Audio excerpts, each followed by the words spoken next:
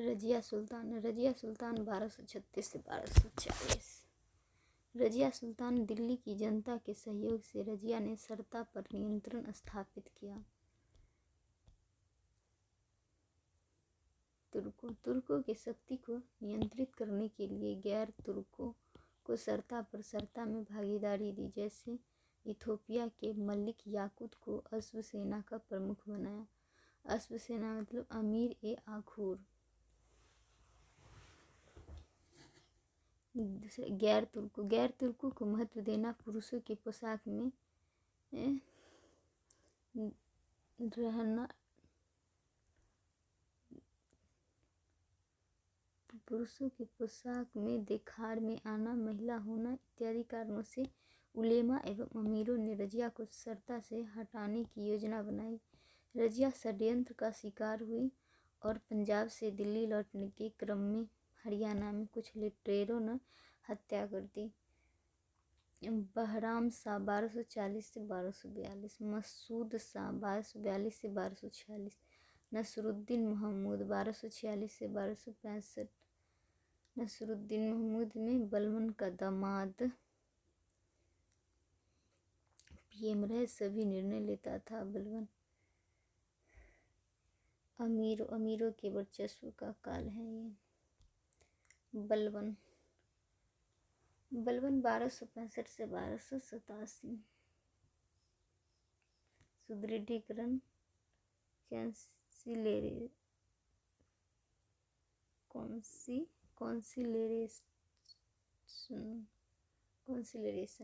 बलबन के काल को सुदृढ़ीकरण के काल भी माना जाता है। बलबन ने सुल्तान पद की गरिमा को बनाए रखने के लिए उपाय किए। जिल अल्लाह ईश्वर की छाया। जिल अल्लाह ईश्वर की छाया के रूप में प्रस्तुत किया। दरबार में सिजदा और पावोश का प्रचलन। सिजदा मतलब लेट कर प्रणाम करना और पावोज मतलब पैर चूमना। दरबार में सिजदा और पावोज का प्रचलन बलबन के काल में हुआ था। ये ईरानी परंपरा थी और ईरान को फारस भी कहते हैं। इस्लामिक पौराणिक कथाओं के नाम पर अपने पुत्र और पौत्र को नाम रखना। दरबार में अनुशासन पर बल, हंसी मजाक पूर्णतः वर्जित। केंद्रीय सेना का गठन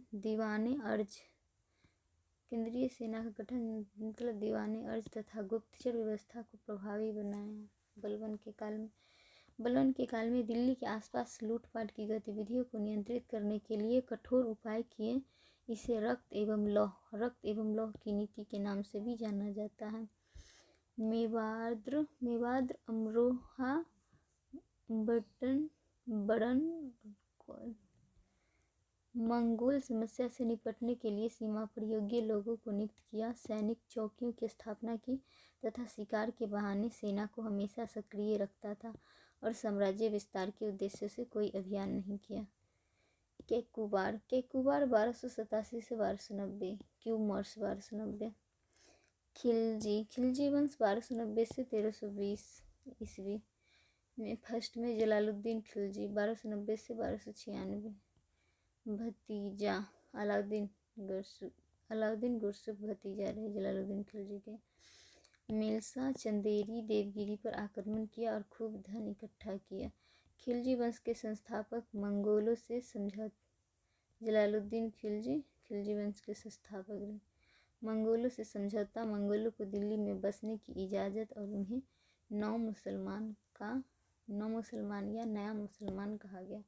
जलालुद्दीन के भतीजे अलाउद्दीन खिलजी ने भिलसा, चंदेरी, मालवा क्षेत्र तथा देवगिरी महाराष्ट्र पर आक्रमण कर धन एकत्रित किया और धोखे से चाचा की हत्या कर सुल्तान बना। नोट विंध्य के दक्षिण में पहला अभियान। अलाउद्दीन खिलजी 1296 से 1320 ईस्वी। साम्राज्य विस्तार। एक में उत्तर भारत में विलय की नीति। 1299 में गुजरात विजय। गुजरात के शासक कर्णदेव थे।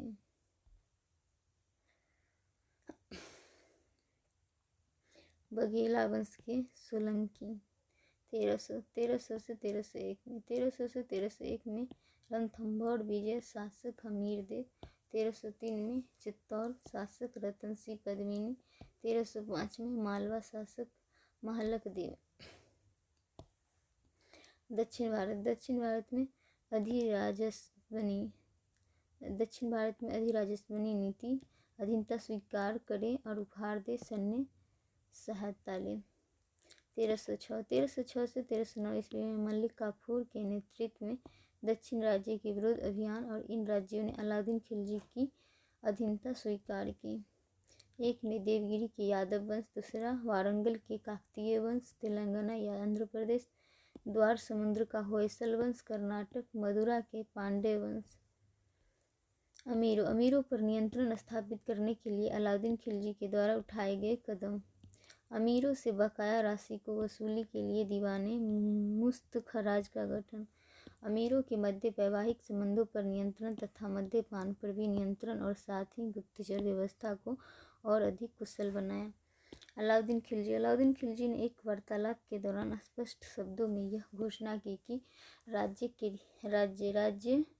के हितों के अनुकूल जो भी उपयुक्त होगा वह कदम उठाएगा, चाहे वह शरीयत के अनुकूल हो या न हो। भू राजस्व से वसूली की प्रक्रिया से खूत मुकदम चौधरी मध्यस्थ जमींदार को अलग किया और राज्य के द्वारा किसानों से प्रत्यक्ष राजस्व संग्रहण के लिए कदम उठाए गए। Note point. अलाउद्दीन खिलजी ने द्वितीय सिकंदर की उपाधि धारण की तथा एक नए धर्म चलाने की योजना भी बनाई, लेकिन वह क्रियान्वित नहीं हो पाया। आय में वृद्धि के उपाय। दुआब क्षेत्र में मस्ताहत या मरनाहत भूमि माप की पद्धति की शुरुआत की और भू राजस्व को 1/3 से बढ़ाकर दुआब क्षेत्र में 50% कर दिया। धरही या चरही नामक नया कर आरोपित किया। खुम्स मतलब लूट में प्राप्त आय में राज्य की हिस्सेदारी 80% होगी। धार्मिक अनुदानों को रद्द करने का उद्देश्य। बाजार नियंत्रण की नीति। अलाउद्दीन खिलजी के समय अलाउद्दीन खिलजी ने साम्राज्यवादी महत्वाकांक्षा से प्रेरित होकर आवश्यक वस्तुओं की कीमतें का निर्धारण के लिए 3 प्रकार के बाजारों का निर्माण किया। एक में अनाज का बाजार, मंडी, सराय अदल अन्य वस्तुओं के लिए, मवेशियों का बाजार। तीसरा खद्यान अन्य वस्तु तथा मवेशियों की कीमतों का निर्धारण राज्य के द्वारा किया जाता था। अनाज की कीमतों को नियंत्रित रखने के लिए दोआब क्षेत्र में अनाज के रूप में राजस्व वसूली की प्राथमिकता तथा भंडार गृहों का निर्माण। केंद्रीय भंडार गृहों से खुदरा दुकानों तक अनाज की आपूर्ति की व्यवस्था। इसी प्रकार सराय अदल में भी वस्तुओं की नियमित आपूर्ति के लिए व्यापारियों पर दबाव बनाया गया। प्रत्येक बाजारों से मध्यस्थ को हटाया गया। प्रत्येक बाजारों में सहना या निरीक्षक की नियुक्ति की गई तथा बरीद एवं मूलिहा गुप्तचर हो जाए के दोनों माध्यम से बाजार की गतिविधियों पर सुल्तान नियंत्रित करता था। नोट। बाजार नियंत्रण नीति दिल्ली एवं आसपास के क्षेत्रों में लागू थी और इसका एक प्रमुख उद्देश्य था कम व्यय पर विशाल सेना का गठन। सैन्य सुधार। अलाउद्दीन खिलजी के समय सैन्य सुधार में विशाल अस्थायी सेना का गठन, सैनिकों को नगद वेतन की शुरुआत, दाग एवं चेहरा का प्रावधान लागू किया सेना में भ्रष्टाचार को रोकने के लिए। कुतुब मुबारक खिलजी 1316 से 1320 ईस्वी। देवगिरी का दिल्ली सल्तनत में विलय। मैं ही खलीफा हूँ इसने उपाधि धारण की। मैं ही खलीफा हूँ ये उपाधि धारण कुतुब मुबारक खिलजी बिल। तुगलक वंश 1320 से 1412 ईस्वी। ज्येष्ठ।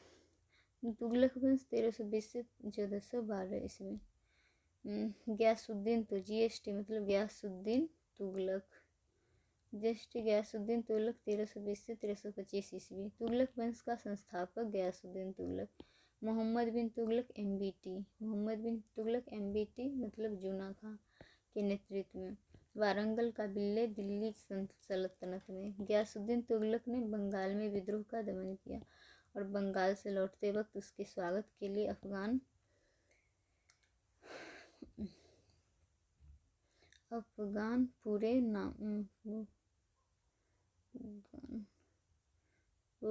नामक तैयारी की गई अफगानपुर नामक तैयारी। अफगानपुर में महल गिरने के कारण गयासुद्दीन की मृत्यु। महमूद बिन तुगलक 1325 से 1351 ईस्वी।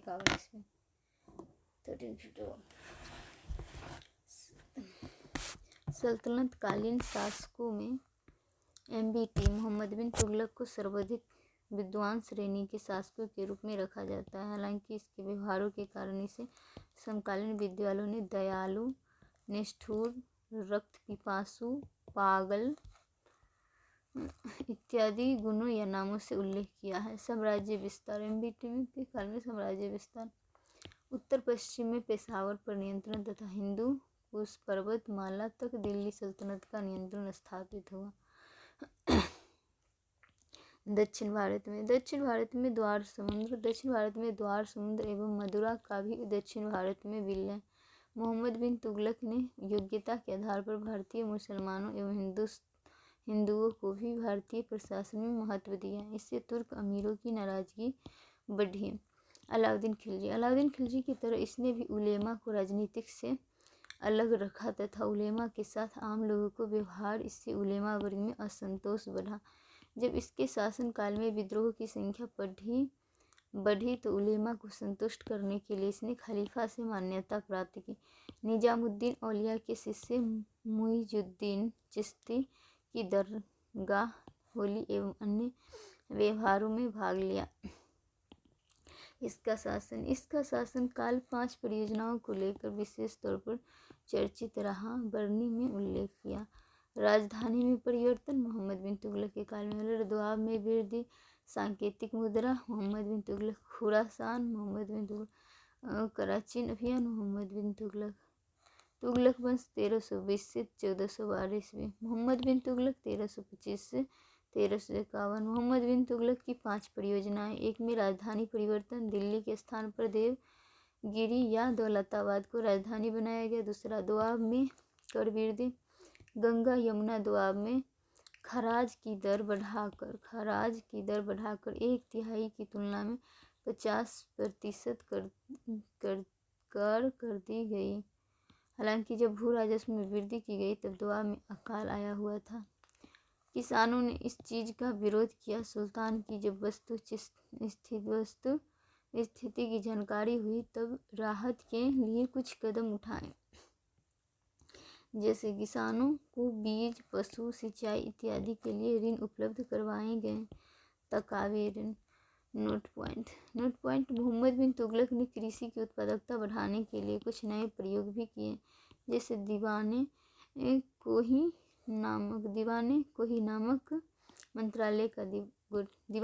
नामक मंत्रालय का गठन। बंजर भूमि का चयन, सस्यावर्तन, क्रॉप रोटेशन, फलों की खेती का प्रयास पैसे के गबन अधिकारियों के द्वारा और बंजर भूमि इत्यादि के कारण सुल्तान की यह कोशिश भी असफल रही। सांकेतिक मुद्रा का प्रचलन। मोहम्मद बिन तुगलक के काल में अंतर्राष्ट्रीय बाजार में चांदी की कमी को देखते हुए कांसे के सिक्के चांदी के समतुल्य मानकर जारी किया गया, लेकिन सिक्कों का नकल करना आसान था, अतः सुल्तान ने इस आदेश को भी वापस लिया। खुरासान अभियान। खुरासान की राजनीतिक अस्थिरता का लाभ उठाते हुए मोहम्मद बिन तुगलक ने उस पर नियंत्रण स्थापित करने के लिए बड़ी संख्या में सैनिकों की भर्ती की, लेकिन खुरासान की परिस्थितियों में बदलाव के कारण सेना को भंग कर दिया गया। कराची अभियान। उत्तर भारत में किसी पर्वतीय क्षेत्र पर नियंत्रण स्थापित करने की योजना, प्राकृतिक कारणों से यह योजना भी सफल नहीं रही।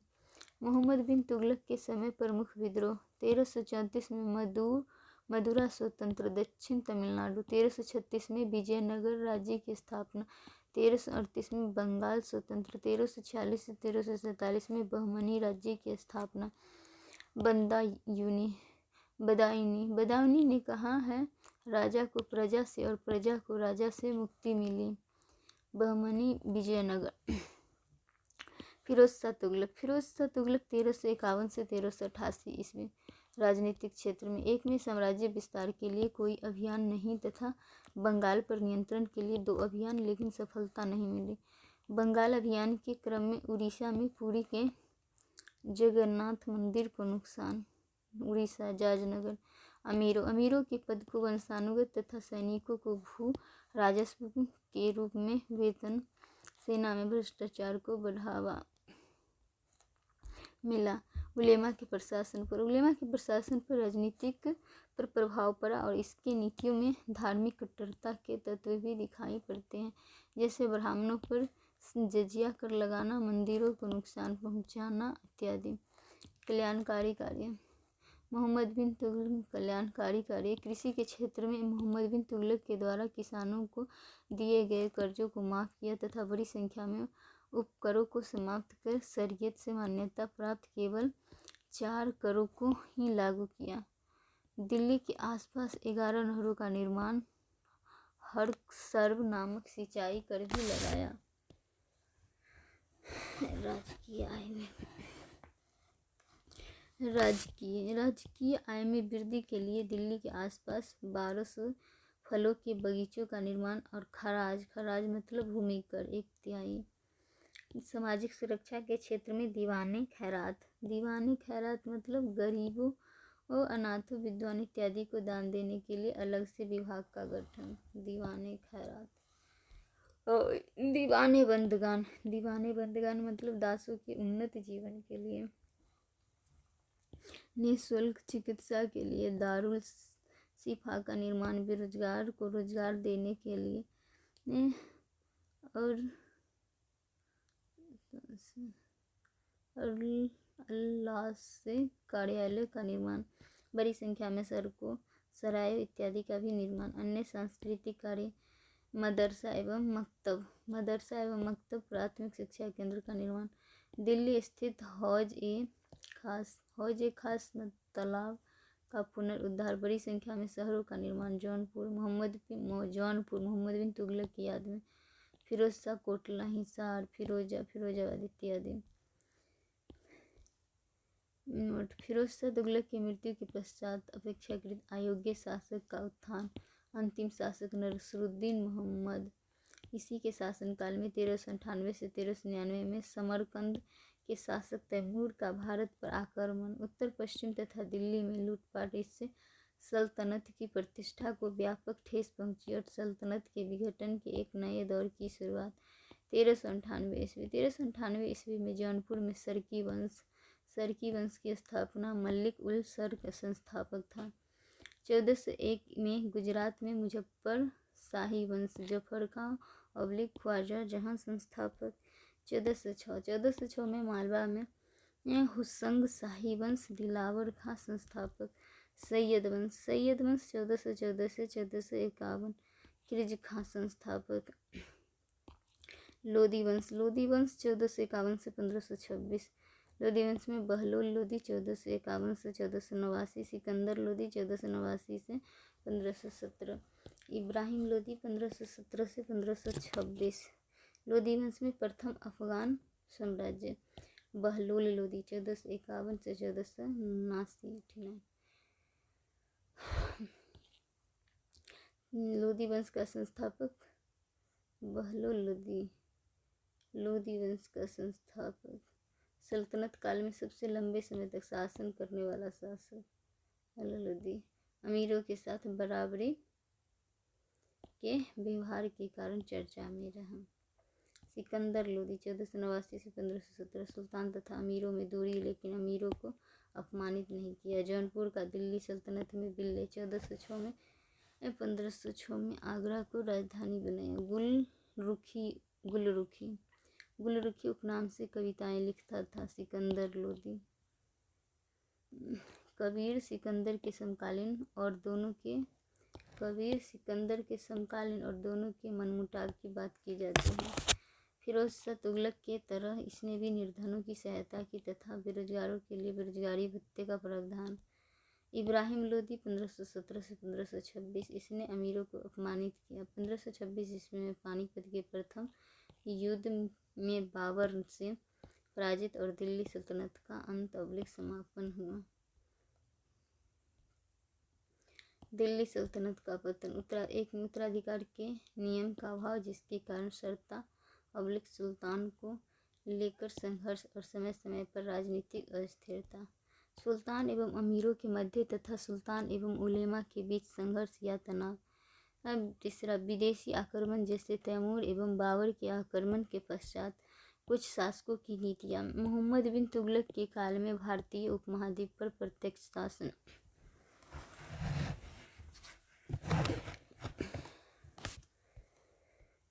समकालीन परिस्थितियों। समकालीन परिस्थितियों में किसी एक केंद्र से समस्त भूभाग पर शासन करना एक बड़ी चुनौती थी। इब्राहिम लोदी के द्वारा अमीरों को अपमानित करना। प्रशासन में केंद्रीय प्रशासन, एक में सुल्तान, दूसरा दीवानी विजारत, दीवाने आरिज, दीवाने इंसा, दीवान रियासत, दीवाने नूर। एक में सुल्तान का शाब्दिक अर्थ होता है शर्ताधारी, व्यवहार में खलीफा का प्रतिनिधि। हालांकि शासन के मामले में सुल्तान खलीफा से स्वतंत्र थे। सुल्तान प्रशासन का सर्वा प्रमुख मंत्रालय। दीवानी विजारत। प्रमुख मंत्रालय में दीवानी विजारत, वित्त मंत्रालय, प्रमुख वजीर। दीवाने आरिज मतलब सैन्य मंत्रालय, प्रमुख आरिजे मुमालिका। दीवाने इंसा मतलब पत्राचार मंत्रालय। दीवाने इंसा मतलब पत्राचार मंत्रालय, प्रमुख दीवारे मुमालिक। दीवानी रियासत मतलब धार्मिक मंत्रालय। अधिकारी सदर उस सुदूर अनुदान, धार्मिक काजी उल कुज्जात, न्यायिक कार्य। Note point. अलाउद्दीन खिलजी के काल में दीवाने रियासत बाजार नियंत्रण के लिए एवं दीवाने मुस्तखराज का गठन। मोहम्मद बिन तुगलक के समय में दीवाने कोही का गठन। FST। फिरोज शाह तुगलक के समय अमीर हाजिब दरबार में शिष्टाचार। वकील राज परिवार की जरूरतों को देखने वाला। वरीदे मुमालिक मतलब गुप्तचरों का प्रमुख। सरे जानदार मतलब सुल्तान के अंगरक्षकों का प्रमुख। नायब ममलिकात PM। मुहतसिब मुस्लिम समुदाय के नैतिक आचरण को देखरेख करने वाला इत्यादि। प्रांतीय शासन। प्रांतों इक्ता, सूबा, विलायत इत्यादि कहते थे। प्रांत प्रमुख को मुक्ता, वली, नाजिम इत्यादि। दायित्व कानून व्यवस्था को बनाए रखना, राजस्व वसूली करना, निश्चित संख्या में सैनिकों को रखना, अतिरिक्त राजस्व को फाजिल केंद्र को भेजना। नोट। प्रांतपतियों का प्रायः कार्यालय 4 से 5 वर्षों का होता था। पदोन्नति दोनों होता था। Promotion and demotion, transfer. ये पद वंशानुगत नहीं होता था और ये मध्य एशिया में प्रचलित था एकता व्यवस्था। तीसरा, जिला सिख में अधिकारी सिकदार राजस्व वसूली के लिए और फौजदार कानून व्यवस्था को देखरेख के लिए। चौथा, परगना में अमीर या अमल गुजार राजस्व वसूली। चौधरी मतलब जमींदार कानून व्यवस्था। 5वें, गांव में खुद जमींदार ग्राम प्रमुख। मुकद्दम जमींदार ग्राम प्रमुख। पटवारी मतलब रिकॉर्ड रखने वाला। नोट। शाही जरूरतों को पूरा करने के लिए कारखानों की स्थापना। Note point. सेना में घुड़सवार सेना का महत्व अधिक। नौ परिवहन के उल्लेख तो मिलते हैं लेकिन नौसेना की नहीं। राजस्व प्रशासन। भू राजस्व। एक में 3 प्रकार से निर्धारण। बटाई, उपज में राज्य का हिस्सा। कनकूट मतलब अनुमान के आधार पर निर्धारण। प्रमुख कर। खराज में गैर मुस्लिम भूमिपतियों से उपज के बदले लिया जाने वाला करिया। दूसरा, जजिया, गैर मुसलमानों से सुरक्षा को लिए जाने वाला कर। महिला, बच्चे, ब्राह्मण इत्यादि इस कर से मुक्त थे। फिरोज शाह तुगलक ने ब्राह्मणों पर भी जजिया कर लगाया। तीसरा, खुम्स मतलब लूट से प्राप्त आय। ज़कात, मुस्लिम से संपत्ति पर लिए जाने वाला कर मुस्लिम समाज के कल्याण के लिए। Note point. 3 शासकों ने खलीफा से मान्यता प्राप्त किया। एक में इल्तुतमिश, मोहम्मद बिन तुगलक, फिरोज शाह तुगलक। अमीर एवं उलेमा की सबसे कमजोर स्थिति अलाउद्दीन खिलजी एवं मोहम्मद बिन तुगलक के काल में। मंगोल आक्रमण। सर्वप्रथम इल्तुतमिश के शासनकाल में चंगेज खां के द्वारा उत्तर पश्चिम भारत पर आक्रमण। सर्वप्रथम बलबन ने बलपूर्वक मंगोलों का प्रतिरोध किया। अलाउद्दीन खिलजी के काल में सर्वाधिक आक्रमण पर अलाउद्दीन खिलजी ने प्रति आक्रमण काउंटर अटैक की नीति अपनाई। अंतिम आक्रमण मोहम्मद बिन तुगलक के काल में। सल्तनतकालीन अर्थव्यवस्था एवं समाज धर्म के आधार पर सामाजिक विभाजन को देखें तो सर्वाधिक संख्या हिंदू धर्म को मानने वालों की थी। इसके पश्चात इस्लाम तथा जैन एवं पारसी संप्रदायों एवं सल्तनत के अंतिम चरण में सिख संप्रदायों के उदय की जानकारी मिलती है। क्रमशः इस्लाम धर्म को मानने वाली की संख्या बढ़ती गई। इस्लाम में समानता के संदेश के बावजूद विदेशी एवं देशी मुसलमानों में भेदभाव देखे जा सकते हैं। विदेशी मुसलमानों में तुर्कों तथा आगे चलकर अफगानों का प्रशासन में अधिक महत्व रहा, ईरानी, अरबी एवं अफ्रीकी मुसलमानों का नहीं। धीरे धीरे इस्लामिक संप्रदाय भी 2 वर्गों में विभाजित। अशराफ विदेशी मुसलमान तथा उन जाति के प्रवर्तित मुसलमान। दूसरा अजलाफ निम्न श्रेणी के मुसलमान। प्राय दोनों वर्गों के बीच खान पान एवं वैवाहिक संबंध देखने को नहीं मिलता है। धर्मांतरण के कारण सामाजिक तनाव भी देखने को मिलता है। हिंदू संप्रदाय में पारंपरिक तौर पर 4 वर्ण एवं विभिन्न जातियों एवं उपजातियों में विभाजित। छुआछूत का प्रचलन।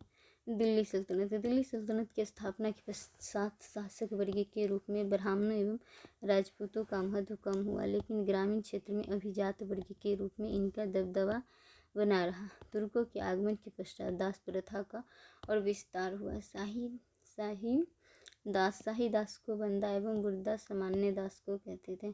शाही दासों की राजनीति में अहम भूमिका दिखाई पड़ती है। दासों के साथ साथ दासियों का भी उल्लेख मिलता है।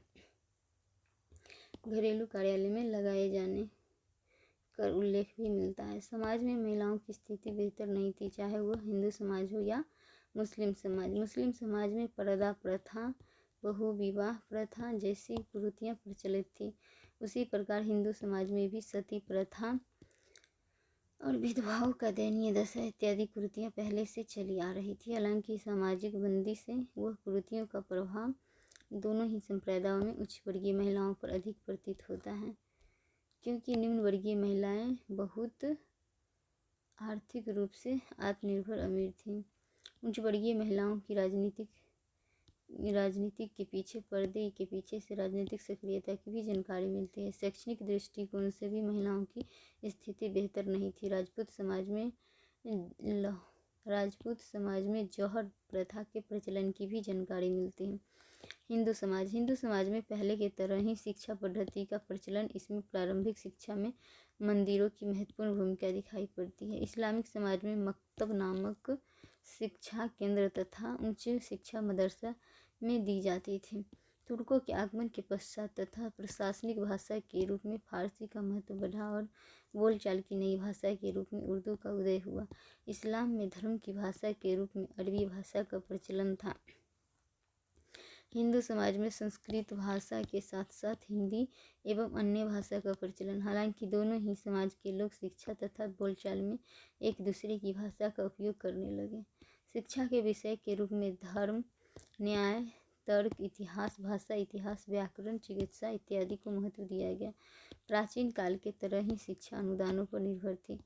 आवासीय संरचना में भी विशेषकर शहरों में लौकिक एवं अलौकिक धार्मिक इमारतों में कुछ नए तत्व दिखाई पड़ते हैं, जैसे मकबरे का निर्माण, महलों एवं मेहराब एवं गुंबद का प्रयोग, मस्जिदों का निर्माण, पत्थरों एवं ईंटों को जोड़ने के लिए चूना एवं जिप्सम गारे का प्रयोग इत्यादि। खान पान एवं पहनावे में भी कुछ परिवर्तन के तत्व दिखाई पड़ते हैं। पहले की तुलना में मांसाहार का अधिक प्रचलन हुआ। धार्मिक दृष्टिकोण से न केवल इस्लाम का प्रसार हुआ बल्कि दोनों धर्मों के बीच संश्लेषण की प्रक्रिया भी आगे बढ़ी। आर्थिक गतिविधियाँ एक में सल्तनत कालीन व्यवस्था में कृषि अर्थव्यवस्था का आधार तथा भूमि का मुख्य दो भागों में वर्गीकरण, खालसा एवं इक्ता। कृषि के क्षेत्र में तुर्कों के आगमन के पश्चात सिंचाई के लिए रहट का प्रचलन हुआ। फारस या ईरान में प्रचलित था और पानी को निकालने के लिए पशु शक्ति का प्रयोग किया जाता था। तुर्क शासकों ने विशेषकर गयासुद्दीन तुगलक, फिरोज शाह तुगलक ने सिंचाई के लिए नहरों का निर्माण कराया और इसके अतिरिक्त कृषि में सस्यावर्तन, क्रॉप रोटेशन तथा फलों की खेती को प्रोत्साहित किया। साथ ही सामंतवादी अर्थव्यवस्था का तत्व भी कमजोर हुआ क्योंकि शासक वर्ग की प्रकृति शहरी थी और भू राजस्व का संग्रहण ग्रामीण क्षेत्रों से शहरों की ओर प्रवाह था। तुर्कों के आगमन के पश्चात शिल्पों की संख्या भी बढ़ी। कुछ नए शिल्पों का प्रचलन हुआ, जैसे कपड़ा के निर्माण के क्षेत्र में चरखे का प्रयोग प्रारंभ हुआ, रुई को साफ करने के धनों की शुरुआत हुई, कागज का निर्माण अपेक्षाकृत बड़े पैमाने पर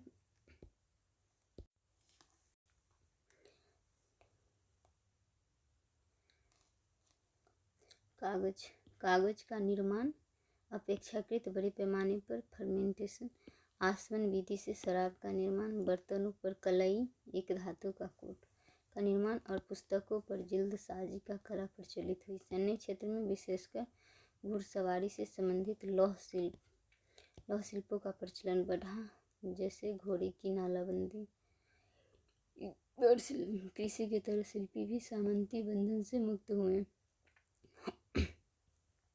विशेषकर शहरों में। व्यापार में भी परिवर्तन दिखाई पड़ते हैं। आंतरिक व्यापार में शहर एवं गांव के बीच व्यापार, विभिन्न शहरों के बीच मध्य व्यापार तथा बंदरगाह केंद्रों से व्यापारिक गतिविधियों के साक्ष्य मिलते हैं। तुलनात्मक रूप से बाह्य व्यापार का अधिक विकास, जल एवं स्थल दोनों ही मार्गों से व्यापार के प्रचलन के साक्ष्य मिलते हैं। पश्चिमी तट पर देवल, लहरी, बंदर, खंभात, सूरत, भटकल, कोइलोन, कालीकट इत्यादि महत्वपूर्ण बंदरगाह थे। पूर्वी तट पर सतगांव, मछलीपट्टनम या मछलिया महत्वपूर्ण बंदरगाह थे। निर्यात की प्रमुख वस्तुएं थी खाद्यान्न, सूती कपड़े, मसाले, लौह उपकरण इत्यादि तथा आयात की प्रमुख मदें थी तांस, कीमती धातुएं, रेशम के वस्त्र इत्यादि। व्यापारिक संपर्क मध्य एशिया एवं पश्चिम एशिया, पूर्वी अफ्रीका तथा दक्षिण पूर्व एशिया देशों के साथ। तुर्कों के आगमन के पश्चात सिक्कों का प्रचलन भी बढ़ा तथा सिक्के जारी किया। पूरे सल्तनत काल में कुछ संशोधनों के साथ इन सिक्कों का प्रचलन रहा। नोट सरागनी, फिरोज शाह तुगलक ने सासगने नामक चांदी का सिक्का जारी किया था। कुतुबुद्दीन ऐबक में कुब्बतुल इस्लाम प्रथम कुतुब मीनार, 2.5 दिन का झोपड़ा। क्षेत्रीय राज्य 14 से 17वीं सदी। क्षेत्रीय राज्य में गुजरात, लोधी, जौनपुर, बंगाल, असम में अहोम वंश, कश्मीर, दक्षिण भारत में बहमनी 1347 से 1538 और विजयनगर 1336 से 17वीं सदी के मध्य तक। बहमनी में 1340 से 1538। बहमनी में अहमदनगर, बर्रार, गोलकुंडा, बीदर, बीजापुर। अहमदनगर और बर्रार महाराष्ट्र में, गोलकुंडा आंध्र प्रदेश में, बीदर और बीजापुर कर्नाटक में। अहोम राज्य 1228 से 1826। अहोम राज्य का संस्थापक का नाम छोलुंग सुकपा, राजधानी शिवसागर या रंगपुर। स्थापत्य कला, हिंदू स्थापत्य और इस्लामिक स्थापत्य दोनों का प्रभाव। प्रमुख उदाहरण शिवसागर में शिवडोल, देवीडोल और विष्णुडोल नामक मंदिर, रंग खेल परिसर इत्यादि। बड़ी संख्या में पोखरों का निर्माण, जैसे शिवसागर, जयसागर। निर्माण सामग्री लकड़ी एवं बांस तथा जैविक सीमेंट जैसे मछली, अंडे, दाल, चून इत्यादि से निर्मित। नोट बुरुंजी साहित्य से अहोम वंश के बारे में महत्वपूर्ण जानकारी मिलती है। क्षेत्रीय स्थापत्य एक में बंगाल उदाहरण बड़ा सेना मस्जिद, छोटा सेना मस्जिद, अदीना मस्जिद, कदम रसूल मस्जिद, लोटन मस्जिद इत्यादि। विशेषताएं ईंटों का अधिक प्रयोग, काले संगमरमर का भी प्रयोग, मस्जिदों में बड़ी संख्या में गुंबदों का निर्माण इत्यादि। जौनपुर एग्जाम्पल में जामा मस्जिद, अटाला मस्जिद, लाल दरवाजा मस्जिद इत्यादि। लाल बलुआ पत्थर का बड़े पैमाने पर मंदिर, हिंदू स्थापत्य का अधिक प्रभाव जैसे जालियों की अधिकता, मीनारे का प्रभाव। मालवा में धार एक दूसरा मांडू, धार में दिलवार खां का मस्जिद एवं लाट मस्जिद, और मांडू में हिंडोला महल, जहाज महल, हुसैन शाह का मकबरा। विशेषताएं एक तो रंगीन पत्थरों का प्रयोग है, दूसरा मीनारों का अभाव है। गुजरात में अहमदाबाद नगर की स्थापना, अहमदाबाद में ही जामा मस्जिद एवं बशीर का मस्जिद और चंपानेर में जामा मस्जिद। विशेषता बड़ी संख्या में स्तंभों का प्रयोग या निर्माण, जालियों का निर्माण, नक्काशी प्रबल। बहमनी बीदर में महमूद गवा का मदरसा, दौलताबाद में वेधशाला ऑब्जर्वेटरी का निर्माण। बीजापुर के गोल गुंबद, हैदराबाद का चार मीनार और गोलकुंडा फोर्ट। विशेषताएं बहमनी की विशेषता है मीनारों पर अत्यधिक अलंकरण और गुंबद की आकृति ब्याज की तरह। राजस्थान में स्थापत्य है मारवाड़, चित्तौड़, मेवाड़, मालवा, आमेर, जयपुर। चित्तौड़ में चित्तौड़गढ़ फोर्ट तथा कीर्ति स्तंभ, जोधपुर में मेहरानगढ़ फोर्ट तथा उम्मेद पैलेस, जयपुर में आमेर फोर्ट, नाहरगढ़ फोर्ट, हवा महल। विशेषताएं लाल बलुआ पत्थर एवं संगमरमर का अधिक उपयोग, नक्काशी में कीमती पत्थरों का उपयोग, महलों में छत्रों एवं जालियों का प्रयोग, झूलती हुई बालकोनी। भक्ति आंदोलन का नोट्स में जौनपुर में हुसैन शाह ठल, मालवा के शासक बाज बहादुर रूपमती पत्नी संगीत में रुचि दोनों रखते थे। ग्वालियर में मानसी बैजू बावरा, देवगिरी सारंगदेव रत्नगिरी के लेखक। विजयनगर में कालीनाथ के टीका।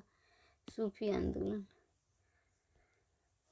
चिश्ती मोइनुद्दीन चिश्ती, नागौरी, कारी फरीद, नासी निजाउद्दीन औलिया, अमीर Khusro, MBT।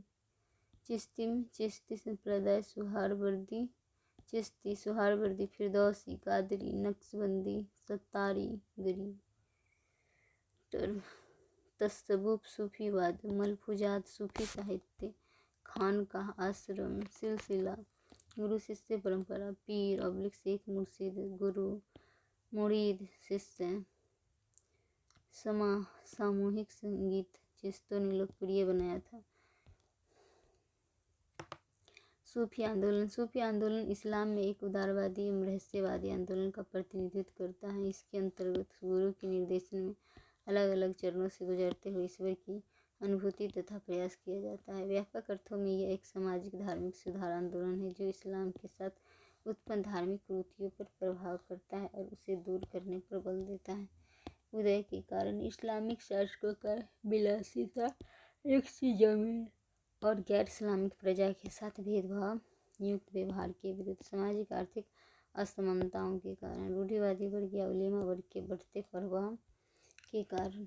Note point Bharat में मोहम्मद गजनवी के आक्रमण के समय सूफी संतों का आगमन प्रारंभ और गौरी के समय विभिन्न सिलसिले में संगठित होने लगे थे। प्रभाव धार्मिक दृष्टिकोण से सूफी संतों ने कर्मकांडों पर प्रहार कर धर्म का सरलीकरण पर बल दिए थे। दूसरा, दया, सहिष्णुता, प्रेम जैसे मानवीय गुणों को उपदेश में महत्व दिया और एक बेहतर समाज के निर्माण का प्रयास। तीसरा, सूफी संतों की गतिविधियों के कारण इस्लाम में गतिविधियों का प्रसार हुआ और इसकी स्वीकार्यता बढ़ी। चौथा, सूफी संतों के उपदेशों का समकालीन भक्ति आंदोलन पर प्रभाव दिखा, जैसे निर्गुण भक्ति आंदोलन पर गुरु का महत्व, एकेश्वरवाद, गृहस्थ जीवन जीते हुए मोक्ष इत्यादि। सामाजिक प्रभाव सूफी संतों के खानकाहों में समाज के सभी वर्ग, चाहे वो किसी भी धर्म, जाति या वर्ग से संबंधित थे। उपदेश सुनने आया करते थे और सूफी संत सभी के साथ एक समान व्यवहार करते थे, अर्थात समानता एवं भाईचारा के विचारों का प्रसार। अलग अलग पृष्ठभूमि के लोग जब एक साथ एकत्रित होते थे तो उनके मध्य भी विचारों का आदान प्रदान, एक दूसरे के प्रति सही समझ, सहिष्णुता का भाव जैसे मूल्यों का भी प्रसार हुआ।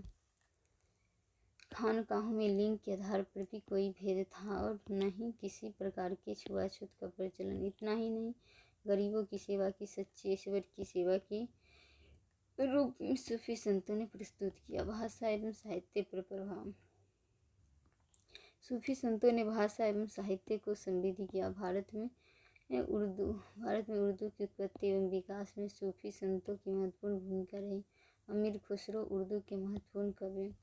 क्षेत्रीय भाषा के विकास में भी सूफी संतों का योगदान देख सकते हैं, जैसे पंजाबी भाषा के विकास में बाबा फरीद का योगदान तथा उर्दू के विकास कुतुबुद्दीन ऐबक जैसी की रचना, गुजराती के विकास में शेख अहमद की रचना। न केवल भाषा एवं साहित्य के विकास में बल्कि इनकी रचनाएं समकालीन समाज एवं संस्कृति को जानने का एक महत्वपूर्ण स्रोत भी है। जैसे अमीर खुसरो की रचनाओं से अलाउद्दीन खिलजी के बारे में जानकारी मिलती है। संगीत। सूफी संतों ने भक्ति संगीत के विकास में भी रुचि ली। विशेषकर चिश्ती संत सामूहिक संगीत को ईश्वर से जुड़ने का एक महत्वपूर्ण माध्यम मानते थे। सूफी संतों ने गायन की विधा एवं वाद्य यंत्रों के विकास में भी योगदान दिया, जैसे कव्वाली वाद्य यंत्र में सितार एवं तबला। आज भी सूफी संगीत न केवल भारत बल्कि इस्लामिक देशों सहित विश्व के अन्य देशों के भागों में विस्तृत है। स्थापत्य के विकास में प्रत्यक्ष रूप से सूफी संतों का योगदान नहीं था, क्योंकि ये सरल जीवन जीते थे, लेकिन इनके अनुयायियों ने इनके याद में मकबरा एवं मकबरा के आसपास मस्जिद एवं अन्य इमारतों का भी निर्माण कराया। जैसे मोइनुद्दीन चिश्ती के मकबरा के निर्माण में मोहम्मद बिन तुगलक ने किया, MBT ने किया। प्रायः सूफी संतों से संबंधित स्थापत्य पर हिंदू इस्लामिक का आध्यात्मिक प्रभाव दिखता है। आर्थिक प्रभाव इसमें सूफी संतों ने अनुयायियों को अच्छे आचरण का उपदेश दिया। जियो और जीने दो की शिक्षा प्रदान की, धन संचय एवं कालाबाजारी की आलोचना की। अनुयायियों ने निश्चित रूप से अपने आचरण में आर्थिक गतिविधियों इन विचारों का महत्व दिया होगा। आर्थिक दृष्टिकोण से सूफी संतों का सर्वाधिक महत्वपूर्ण प्रभाव दिखा उनके दरगाह के इर्द गिर्द आर्थिक गतिविधियों का विकास, जैसे शिल्प, व्यापार एवं शहर के केंद्र के रूप में दरगाहों का उभरना तथा वर्तमान समय में धार्मिक पर्यटन के केंद्र के रूप में दरगाहों का विशेष आर्थिक महत्व। राजनीतिक प्रभाव में प्रायः सूफी संतों ने राजनीति से दूरी बना के रखा। सोहरावर्दी राज्य से संपर्क के पक्ष में थे, फिर भी मध्ययुगीन शासकों का सूफी संतों पर प्रभाव दिखा। मोहम्मद बिन तुगलक एवं अकबर के उदार नीतियों के सूफी संतों के प्रभाव का जिक्र होता है। हालांकि इस्लामिक शासकों के स्थानीय स्तर पर स्वीकार्यता में सूफी संतों की अहम भूमिका रही है। शासक वर्ग एवं आम लोगों के बीच दूरी को बांटने में सूफी संतों के महत्व को स्वीकार किया जाता है। आलोचनाएं। सूफी संतों की गतिविधियों के कारण धर्मांतरण भी हुआ, जिससे यदाकदा सामाजिक तनाव की स्थिति उत्पन्न होती थी। सूफी संतों के प्रयासों के बावजूद रूढ़िवादी पक्ष के धर्म का प्रभाव बना रहा और साथ में उलेमा वर्ग का भी सामाजिक स्तर पर देखें तो समाज में के निम्न वर्गों में इनकी स्वीकार्यता थी, न कि उच्च वर्गों में। और सूफी संतों एवं उलेमा वर्ग के बीच तनाव संबंध का भी उल्लेख मिलता है। सूफी संतों ने प्रायः राज्य से दूरी बनाकर रखी, अतः राज्य पर इनका कोई खास प्रभाव नहीं दिखा तथा उलेमा वर्ग का राजनीति हस्ताक्षर और प्रभाव बना रहा और इस प्रकार शासक की नीतियों में रूढ़िवादी तत्व दिखा गया। भक्ति आंदोलन। भक्ति से आशय ईश्वर के प्रति पूर्ण समर्पण, निष्ठा एवं शारदा। भारतीय इतिहास में भक्ति आंदोलन शब्द का उल्लेख अलग अलग चरणों में धर्म एवं समाज सुधार आंदोलन में होता है। प्राचीन भारत में वैष्णव संप्रदाय के साथ भक्ति आंदोलन, भक्ति के माध्यम से समाज के कोई भी वर्ग मोक्ष प्राप्त कर सकता है। पूर्व मध्य काल में दक्षिण भारत में अलवार एवं नैनवार संतों ने धर्म एवं समाज सुधार आंदोलन के रूप में आगे बढ़ाया तथा मध्यकाल में न केवल सामाजिक धार्मिक सुधार आंदोलन के रूप में 14वीं से 16वीं सदी बल्कि एक संश्लेषणवादी अनुवाद के रूप में उभरकर सामने आया, जिसके इस्लाम एवं हिंदू धर्म ने एक दूसरे को प्रभावित किया। अलवार एवं नैनार या पूर्व मध्यकालीन भक्ति आंदोलन। एक में पल्लव वंश एवं चोल शासकों संरक्षण में अलवार एवं नैनार संतों ने सामाजिक धार्मिक कुरीतियों को दूर करने के लिए आवाज उठाना। नैनार शैव अलवार वैष्णव इन संतों ने इस तथ्य पर बल दिया कि भक्ति के माध्यम से समाज का कोई भी वर्ग मोक्ष प्राप्त कर सकता है। हालांकि इन संतों ने ब्राह्मणों की सर्वोच्चता एवं मूर्ति पूजा की चुनौती नहीं दी। तीसरा, इन्होंने जाति प्रथा एवं छुआछूत की आलोचना की तथा भक्ति के माध्यम से महिलाओं के मोक्ष का भी समर्थन किया। चौथा, बड़ी संख्या में तमिल भाषा में इन्होंने भक्ति गीतों की रचना की। नोट पॉइंट: समकालीन साहित्य में 63 नैनार संतों का उल्लेख मिलता है, जिनमें बड़ी संख्या में निम्न जातियों के संत भी थे: अय्यार, मणिकब्ब, सावार, सबंदर, सुंदरार इत्यादि। इनकी गीतों का संकलन है पुस्तैवरम एंड तिरुवासिकम या तिरुवाल्यकम। नोट: अलवार का उल्लेख मिलंग-पेरिये अंडाल महिला संत नामलवार गीतों का संकलन दिव्य प्रबंधन में हुआ है। मध्ययुगीन भक्ति आंदोलन 14वीं से 16वीं सदी के कारण समाज में बड़े पैमाने पर सामाजिक धार्मिक कुरीतियों का प्रचलन, इस्लाम के प्रभाव एवं प्रतिक्रिया स्वरूप इस्लाम में एकेश्वरवाद समानता, विशेषकर सूफी संतों की गतिविधियों का प्रभाव निर्गुण संतों पर दिखा। इसी प्रकार इस्लाम के बढ़ते प्रभाव की प्रतिक्रिया स्वरूप भी सामाजिक एवं धार्मिक जीवन में सुधार की आवाज़ उठी। भक्ति आंदोलन की एक लंबी पृष्ठभूमि की और उसकी कड़ी के रूप में भी इसे देखा जाता है।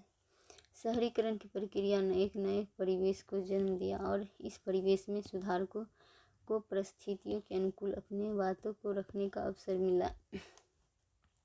नए शासक वर्ग के कारण भी सुधारक अपेक्षाकृत उन्मुक्त होकर अपनी बातों को रखा या सुधारों के लिए प्रयास किया, क्योंकि पुरानी व्यवस्था में शासक वर्ग से टकराव होना स्वाभाविक था। निर्गुण में धर्म, कबीर, नानक, रैदास और दादू दयाल। निर्गुण में एक में निराकार ईश्वर गुणों से परे एक ईश्वरवाद। दूसरा, निर्गुण में कर्मकांड की कठोर शब्दों में आलोचना। निर्गुण में ईश्वर, कर्मकांड, मूर्ति पूजा, तीर्थ यात्रा, पुरोहितवाद, मोक्ष। सगुण में कृष्ण भक्त, राम भक्त, तुलसीदास। कृष्ण भक्त में वल्लभाचार्य, चैतन्य, मीराबाई, सूरदास, शंकरदेव। एक में साकार ईश्वर गुणों से युक्त और एक ईश्वर में आस्था के साथ साथ अलग अलग रूप में अलग अलग संतों ने ईश्वर की आराधना। तरह सगुण संतों ने भी कर्मकांड की आलोचना की।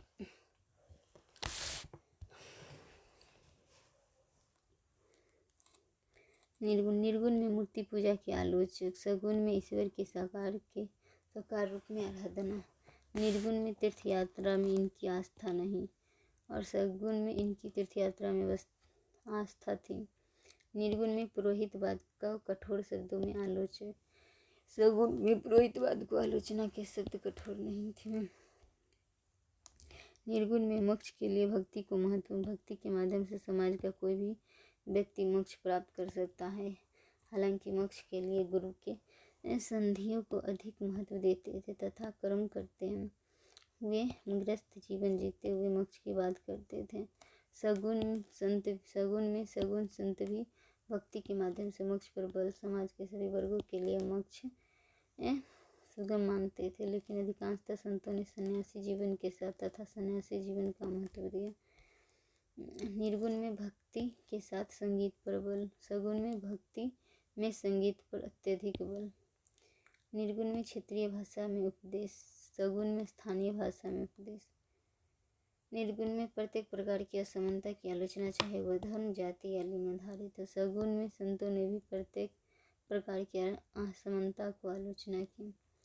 निर्गुण में धन संचय की विरोधी और मानव सेवा को अत्यधिक महत्व दिया। सगुण में मानव सेवा पर सगुण संतों ने भी महत्व दिया। निर्गुण में धार्मिक संश्लेषण प्रबल, हिंदू मुस्लिम दोनों ही संप्रदायों के अनुयायी निर्गुण में, और सगुण में कुछ संतों के अनुयायी मुस्लिम संप्रदाय से भी थे, जैसे चैतन्य, अन्यथा इनका बल हिंदू धर्म सुधार पर अधिक था। निर्गुण में निर्गुण संतों पर सूफीवाद का भी प्रभाव दिखता है। सगुण संतों में धर्मशास्त्रों पर महत्व दिया। नोट पॉइंट: असम में श्री शंकरदेव 15वीं से 16वीं सदी। इन्होंने वैष्णव संप्रदाय को असम में लोकप्रिय बनाया। एक शरण नाम धर्म का प्रचार किया। इन्होंने ही भी प्रत्येक प्रकार के असमानता की आलोचना की। असम में आज भी इस बात के लिए याद की जाती है।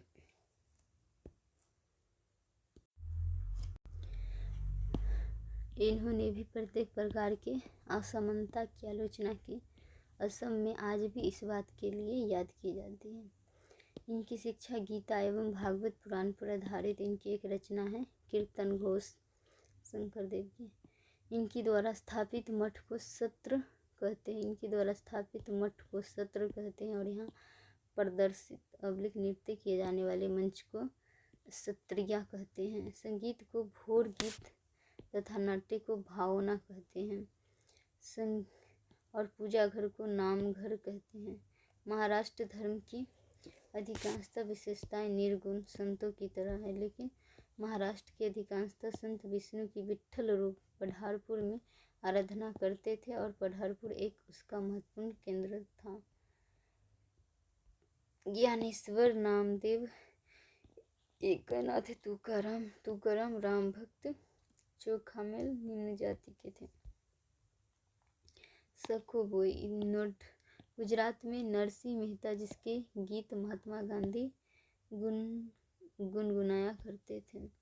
पूर्व मध्यकाल में ही उत्तर भारत, नेपाल तथा भारत के अन्य भागों में नाथ/योगी/सिद्धों का आंदोलन के द्वारा भी एक सुधार आंदोलन, जिसमें शिव को आराध्य मानते हुए योग, प्राणायाम तथा ध्यान के माध्यम से मोक्ष पर बल देते थे। कर्नाटक में 12वीं सदी में बासोक के नेतृत्व में वीर शैव या लिंगायत आंदोलन निराकार ईश्वर की आराधना, जाति प्रथा, मूर्ति पूजा, कर्मकांडों के विरोधी आलोचक। सल्तनतकालीन साहित्य में ताज उल माआसिर, हसन निजामी, फरबरे मुदब्बिर, मिनहाज सिराज, अमीर खुसरो, बरनी में तारीख़ फिरोज़शाही, फातेह जाए हो, ईसाई अफीद, फिरोज़शाह तुगलक, बतूता, अलाउद्दीन खिलजी के सांस्कृतिक योगदान, अलाई दरवाजा इत्यादि। संस्कृति में स्थापत्य, सूफी, भक्ति साहित्य और संगीत, चित्रकला। राजनीतिक, सामाजिक, आर्थिक, सांस्कृतिक। सल्तनत काल में मराठी में भक्ति गीत को अभंग कहते हैं। मुगल काल 1526 से 1858, 1526 से 1707 और 1707 से 1858। मुगल कालीन में राजनीतिक वंशावली विकास प्रदान। मुगल काल में राजनीतिक, आर्थिक, सांस्कृतिक और सामाजिक। बाबर फरगना मुगल वंश 1526 से 1858, 1707। लोदी गुजरात, मालवा, बंगाल, अहमदनगर, बहमनी, गोलकुंडा, बीजापुर, पुर्तगाली, विजयनगर। राजनीतिक बाबर 1526 से 1530 ईस्वी। मुगल वंश का संस्थापक बाबर। मध्य एशिया में फरगना का शासक। फरगना से निष्कासित होने के बाद काबुल पर नियंत्रण स्थापित किया और काबुल को केंद्र बनाकर पैतृक क्षेत्र पर नियंत्रण स्थापित करने की कोई कई बार कोशिश की लेकिन सफलता नहीं मिली। मध्य एशियाई अभियानों की विफलता के पश्चात बाबर ने भारतीय परिस्थितियों का लाभ उठाते हुए साम्राज्य विस्तार के उद्देश्य से भारत पर कई आक्रमण किए। कुछ महत्वपूर्ण अभियान 1526 एक में 1526 पानीपत का प्रथम युद्ध बाबर एवं इब्राहिम लोदी के मध्य विजेता था। बाबर पानीपत के युद्ध में बाबर ने सफलता का श्रेय अपने तीरंदाजों को दिया है। 1527 में खानवा का युद्ध 1527 में खानवा का युद्ध इसमें मेवाड़ के शासक राजा सांगा को पराजित किया और इससे उत्तर भारत पर बाबर का और भी मजबूत पकड़ हुई। तीसरा 1529 ईस्वी में घाघरा के युद्ध बिहार के अफगान शासकों को पराजित किया और 1530 में बाबर की मृत्यु। नोट पॉइंट एक में काबुल से लेकर उत्तर प्रदेश तक बाबर का नियंत्रण। दूसरा, बाबर ने राज्य के प्रशासनिक एवं आर्थिक ढांचे को सशक्त नहीं बना पाया समय अभाव के कारण। तीसरा, बाबर ने बादशाह की उपाधि धारण की, बादशाह मतलब संप्रभु शासक। चौथा, बाबर ने सर्वप्रथम युद्ध में तोपखाने का प्रयोग किया। पाँचवें, तुलुगमा उस्मानिया पद्धति की शुरुआत किया। हुई खुद के चारों ओर दौड़कर गाड़। हुमायूं 1530 से 1540 ईस्वी और सेकेंड फेज में 1555 से 1556 ईस्वी। हुमायूं के समक्ष बड़ी चुनौती थी प्रशासनिक आर्थिक ढांचा की स्थापना करना तथा राजनीतिक विद्रोही से निपटना। सर्वप्रथम 1532 में दौरा की लड़ाई में बिहार के अफगान शासकों को कमजोर किया, लेकिन पश्चिम की तरफ गुजरात में बहादुर शाह ने जैसे ही अपनी शक्ति में वृद्धि की, हुमायूं पूर्व में संगठित किए बिना गुजरात पर आक्रमण किया। हुमायूं को सफलता तो मिली, लेकिन पूर्व में शेरशाह नामक महत्वाकांक्षी व्यक्ति ने अपने सैनिक को काफ़ी मजबूत की। शेरशाह के दमन के उद्देश्य से हुमायूं ने पुनः बंगाल पर कब्जा किया और बंगाल से लौटने के क्रम में 1539 में चौसा की लड़ाई में शेरशाह ने पराजित किया।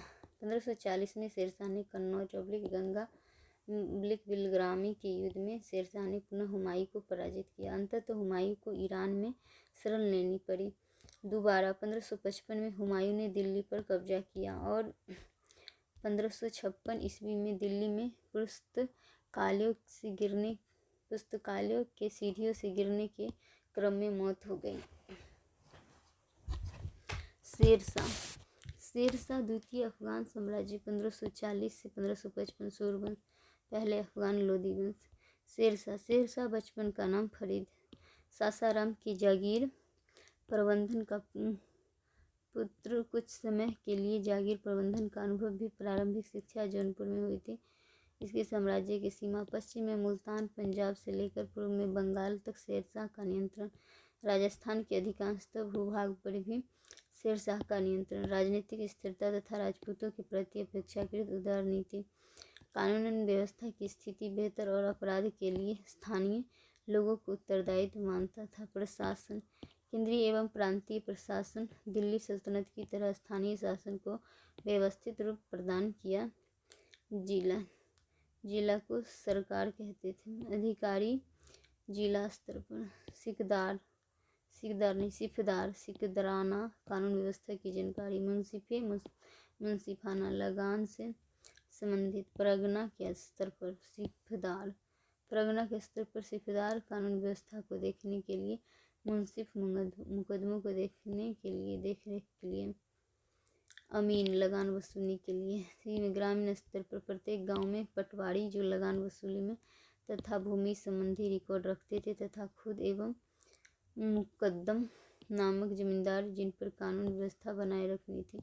भू राजस्व प्रशासन जब्ती व्यवस्था को लागू किया। इसके अंतर्गत समस्त कृषि योग्य भूमि की माप की गई और भूमि का 3 भागों में वर्गीकृत किया गया। उत्तर मध्य और निम्न और प्रत्येक प्रकार की भूमि से औसत इकाई के 1/3 भू राजस्व के रूप में लिया गया। प्रत्येक किसानों के साथ समझौता, पट्टा एवं काबूलियत के उन्हें भू राजस्व कितनी अदा करनी है। प्राकृतिक आपदा के दौरान राहत का प्रावधान। सैनिक सुधार सैनिकों को पुनः नगद वेतन देने की शुरुआत। प्रथा की शुरुआत। सैनिकों की दुलिया रखने एवं घोड़े को देख रेख दागने की प्रथा की शुरुआत। अन्य आर्थिक सुधार ने रुपये, चांदी तथा दाम नामक सिक्कों की शुरुआत। व्यापार को प्रोत्साहित करने के लिए केवल 2 स्थानों पर चुंगी कर की वसूली का प्रावधान। उत्पादन या आयात केंद्र पर, विक्रय स्थल पर दूसरा। सड़कों का निर्माण, जैसे सोनार गांव बंगाल से पेशावर तक शेरशाह सूरी मार्ग का निर्माण। बड़ी संख्या में सरायों का निर्माण, यात्रियों को ठहरने की सुविधा। इन उपायों के कारण न केवल व्यापार और वाणिज्यिक व्यवस्था बेहतर हुई, बल्कि कानून व्यवस्था भी शेरशाह ने गैर इस्लामिक को प्रशासन में महत्व दिया, जैसे तोडरमल तथा सिक्कों पर फारसी के साथ नागरी लिपि में भी अभिलेख जारी किया। अकबर 1556 से 1605 ईस्वी, 1556 से 1560। बैरम खां के 1556 में कालानूर में अकबर को बादशाह घोषित किया। 1556 में ही पानीपत के द्वितीय युद्ध में ही अकबर ने हेमू को हराया। 1560 से 1562 ईस्वी में माहम अनगा का प्रभाव साम्राज्य विस्तार। 1561 में मालवा, 1562 में आमेर अधीनता स्वीकार की। भारमल भगवान दास मानसिंह। 1563 में मेरता राजस्थान। 1564 में गोंडवाना एमपी रानी दुर्गावती। 1567 में चित्तौड़ विजय। 1569 में रणथंभौर। 1572 में गुजरात विजय दुर्तगामी अभियान। 1574 में से 76 में बंगाल विजय। 1576 में हल्दी घाटी की लड़ाई मुगल एवं राणा प्रताप के मध्य। 1585 में काबुल विजय। 1586 में कश्मीर विजय। 1590 में सिंध विजय। 1595 में बलूचिस्तान एवं कंधार। अकबर के समय दक्षिण भारत में 4 राज्य थे। एक में खानदेश, दूसरा अहमदनगर, तीसरा बीजापुर, चौथा गोलकुंडा। अकबर चारों राज्यों के प्रति अधिराज्यत्व की नीति का पालन करना चाहता था, अर्थात ये राज्य। इसी उद्देश्य से अकबर ने चारों राज्यों के पास दूत भेजे, लेकिन खानदेश के अतिरिक्त अन्य 3 राज्यों ने अकबर की अधीनता स्वीकार नहीं की। खानदेश, अहमदनगर, गोलकुंडा, बीजापुर। अकबर ने अहमदनगर के विरुद्ध अभियान 1595 चांद बीबी के नेतृत्व में अहमदनगर ने प्रतिरोध किया, लेकिन अकबर अहमदनगर के कुछ ही भूभाग पर नियंत्रण स्थापित कर पाया। अकबर महत्वपूर्ण शासक के रूप में एक में राजनीतिक क्षेत्र में लगभग 4 दशकों के भीतर उत्तर एवं उत्तर पश्चिम भारत का राजनीतिक एकीकरण तथा प्राकृतिक सीमाओं पर नियंत्रण में दक्षिणी राज्यों के प्रति भी अकबर का व्यवहारिक दृष्टिकोण, लेकिन उसे विशेष सफलता नहीं मिली। अकबर ने मनसबदारी एवं जागीरदारी व्यवस्था के माध्यम से राज्य का प्रशासनिक एकीकरण भी किया तथा शेरशाह कालीन सैनिक व्यवस्था को भी सुधार किया। मुगल प्रशासनिक सेवा में इस्लामिक के साथ साथ योग्यता के आधार पर गैर इस्लामिक को भी महत्व दिया गया।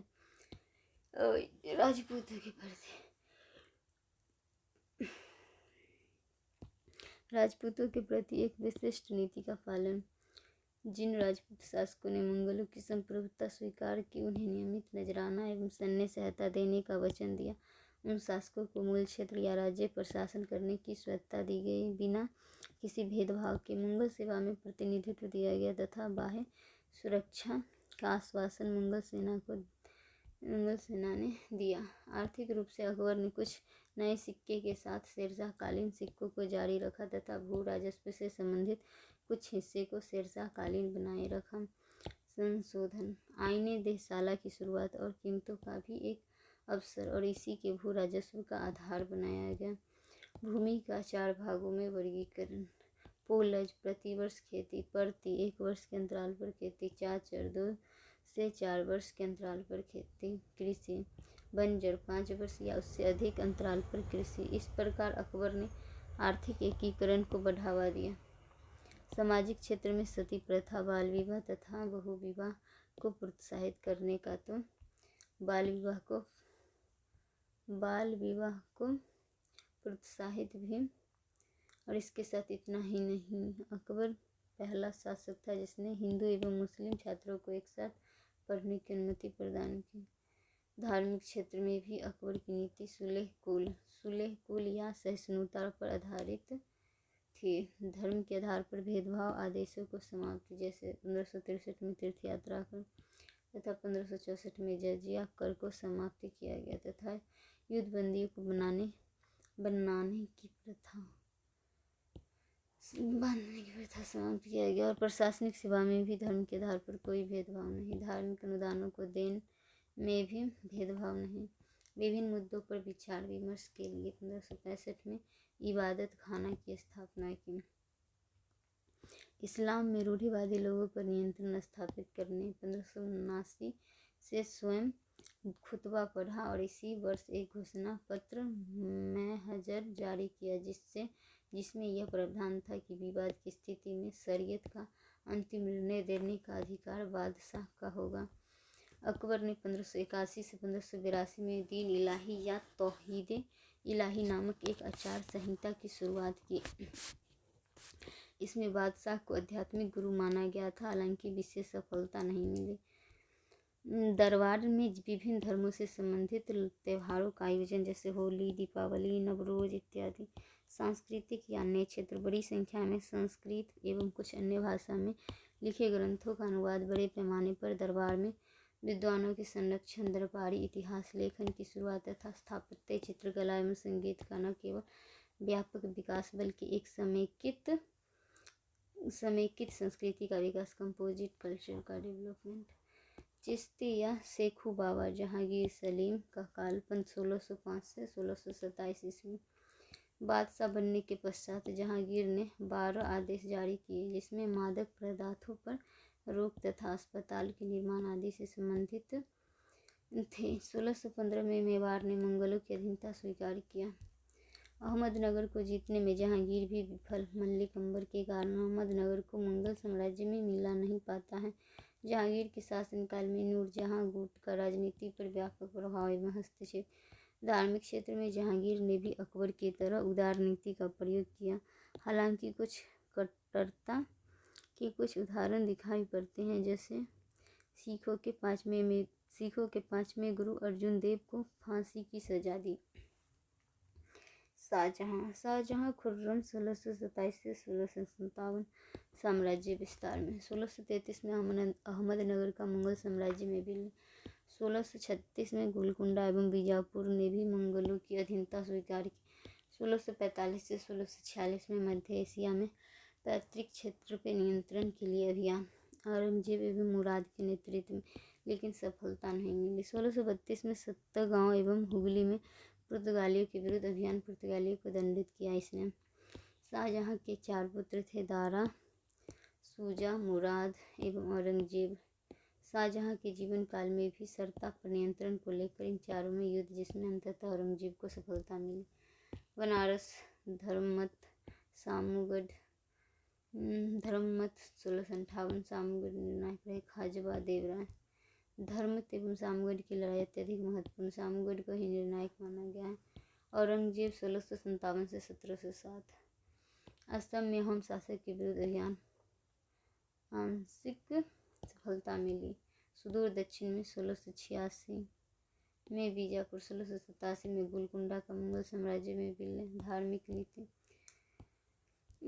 दृष्टिकोण से इस्लाम के प्रति अधिक झुकाव एवं कट्टरता का अधिक प्रदर्शन और दरबार में झरोखा दर्शन। औरंगजेब के काल में झरोखा दर्शन को बंद किया, नवरोज उत्सव को बंद किया, सिक्कों पर कलमा लेखन बंद, आगे चलकर दरबारी इतिहासकारों तथा संगीतकारों को हटाया तथा तुलादान की प्रथा को भी बंद की। 1679 में जजिया कर लागू किया, हिंदू त्योहारों पर रोक लगाया। विद्रोह को समस्या एवं प्रमुख विद्रोह। उत्तर पश्चिम में अफगान विद्रोह 1667 से 1672, सिख विद्रोह, 9वें गुरु तेज बहादुर की मृत्यु, दंड, राजपूत विद्रोह राजस्थान में, मारवाड़ दुर्गादास राठौर के नेतृत्व में अजीत सिंह का विद्रोह, जाटों का विद्रोह, गोकुल चूड़ामन बदन सिंह, सतनामियों का विद्रोह, नारनौल मेवात हरियाणा में कृषक विद्रोह, बुंदेला विद्रोह, कृषक विद्रोह, मराठा विद्रोह। मुगलों के पतन के कारण मुगल साम्राज्य का विघटन एक लंबी प्रक्रिया का भाग रहा है। औरंगजेब के पश्चात पतन के कई संकेत तेजी से उभरे। मोहम्मद शाह रंगीला के शासनकाल में राजनीतिक एवं सैनिक शक्ति के रूप में मुगलों के शासन का महत्व समाप्त हुआ और 18वीं सदी के मध्य तक मुगलों का अस्तित्व नाम मात्र का ही रहा। एक में समकालीन परिस्थितियों में जब जब एक केंद्र से भारतीय उपमहाद्वीप पर शासन हुआ तब तब विघटनकारी शक्तियाँ सक्रिय हुए। औरंगजेब के शासनकाल में भी ऐसा ही हुआ। दूसरा, औरंगजेब की कई गलतियों ने मुगलों के पतन की पृष्ठभूमि निर्मित की, जैसे उत्तराधिकार के युद्ध। इससे राजनीतिक अस्थिरता को बढ़ावा मिला और अधिकारियों की महत्वाकांक्षा बढ़ी। धार्मिक नीति के कारण गैर इस्लामिक प्रजा को असंतोष। औरंगजेब की अदूरदर्शिता के कारण मारवाड़ एवं मराठों के साथ लंबे समय तक जिसमें न केवल मुगलों की प्रतिष्ठा की ठेस पहुंची बल्कि जान माल को व्यापक क्षति। औरंगजेब की नीतियों के कारण मुगल प्रशासनिक व्यवस्था का संतुलन भी गड़बड़ाया, क्योंकि वो आय व्यय में कमी के कारण जागीरदार सैनिकों की संख्या में कटौती की, जिससे सैन्य ढांचा कमजोर हुआ।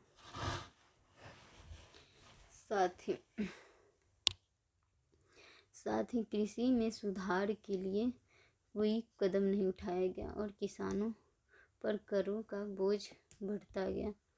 औरंगजेब के शासनकाल में कृषि व्यवस्था के रूप में सामने आया। औरंगजेब की मृत्यु के पश्चात उत्तराधिकार युद्ध के कारण अधिकारियों की महत्वाकांक्षा बढ़ी और परिस्थितियों को लाभ उठाते हुए उन्होंने स्वायत्त राज्य की स्थापना की, जैसे अवध, बंगाल, हैदराबाद। औरंगजेब के पश्चात आय में तेजी से गिरावट और खालसा भूमि में भी जागीरों का आवंटन किए जाने लगा। इससे न केवल आय प्रभावित हुआ बल्कि सैन्य ढांचा बुरी तरह से चरमराया। नादिर शाह एवं अहमद शाह अब्दाली के अभियान के कारण मुगलों की राजनीतिक सैनिक प्रतिष्ठा पूरी तरह समाप्त हो गई और पेशवा के नेतृत्व में मराठों के उत्थान ने इस पर मुहर लगा दी। मुगलों के उत्तराधिकारी कौन होंगे, इसको लेकर भारतीय राज्य और ईस्ट इंडिया कंपनी में संघर्ष हुआ।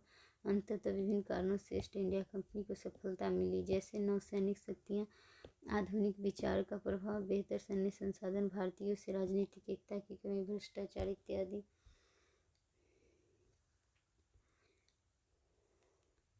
मुगल प्रशासन सुल्तान में खलीफा द्वारा मान्यता प्राप्त केंद्रीय स्तर पर बादशाह, संप्रभु, शासक, वकील, नक्शबंदी बादशाह, दीवान,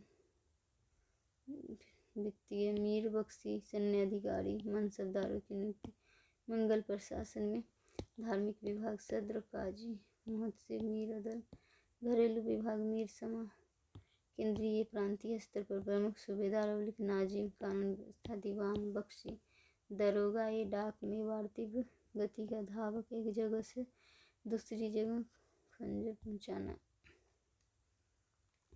स्थानीय शासन में जिला अवलिक सरकार, फौजदार, कानून, अमील, अमलगुजार, रेवेन्यू, राजस्व, परगना, सिकदार, कानून के अभियान, अमील, रेवेन्यू, कानून, ग्राम,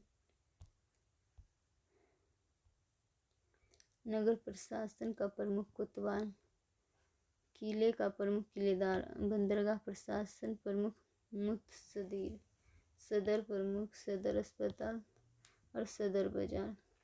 मनसबदार एवं जागीरदार। मनसबदार प्रथा मनसब का शाब्दिक अर्थ होता है सरकारी पद या पद श्रेणी। प्रारंभ अकबर के द्वारा पद या पद श्रेणी का निर्धारण अंकों के माध्यम से, जात एवं सवार नामक दोहरे अंक के द्वारा पदों का निर्धारण। जात एवं सवार, जात मतलब वेतन 5000, सवार मतलब दायित्व 5000। अकबर के उत्तराधिकारियों ने परिस्थितियों के अनुसार इसमें संशोधन भी किए। जागीरदार प्रायः उच्च मनसबदारों को जिन्हें विशिष्ट भूभाग से होने वाली जागीर के रूप में वेतन दिया जाता था, उन्हें जागीरदार कहते थे। जागीरदार भूमि का मालिक नहीं होता था और उसका पद वंशानुगत नहीं होता था और न ही वह उप आवंटन कर सकता था। कृषि कृषि पुर्तगालियों के कारण भारत में कलमी तकनीकी का प्रचलन, कलम लगाना हुआ। साथ ही पुर्तगाली एवं अन्य व्यापारियों के कारण आलू, टमाटर, पपीता, अनानास, तंबाकू इत्यादि मादक पदार्थों, सब्जियों, फलों इत्यादि का प्रचलन। शिल्प के क्षेत्र में पुर्तगालियों के कारण प्रिंटिंग प्रेस, लोहे के कील एवं जहाज के लंगर का प्रयोग, साथ ही सैन्य क्षेत्र में बंदूक और तोपों का निर्माण। व्यापार, नए व्यापारिक मार्गों के कारण आयात निर्यात में वृद्धि, जैसे केप ऑफ रास्ते, भारत एवं यूरोप के बीच संपर्क, समुद्री मार्ग से चीन एवं जापान से संपर्क। शेरशाहकालीन सिक्कों का प्रचलन, अकबर ने मोहर एवं अशरफी नामक सोने के सिक्के जारी किए। अकबर के सिक्कों पर राम एवं सीता का किरण। मंगल काल में सल्तनत काल की तुलना में शहरों का अधिक विकास। नोट पॉइंट, आर्थिक गतिविधियों में बीमा, संयुक्त व्यापार, हुंडी जारी करना, ब्याज पर पैसों का कारोबार, उत्पादन के लिए अग्रिम राशि देना इत्यादि। दधनी प्रथा, व्यापारिक आर्थिक गतिविधियों का मंगल काल में प्रचलन। नोट पॉइंट, मंगल काल में भी सल्तनत कालीन व्यापारियों के साथ साथ यूरोपियन व्यापारियों, मेनन, खेज, चट्टी, खत्री, नायक इत्यादि व्यापारियों का अधिक उल्लेख मिलता है। शराब नामक एक व्यापारिक वर्ग को हुंडी जारी करता था और धातुओं की गुणवत्ता की जांच भी। मंगलकालीन समाज,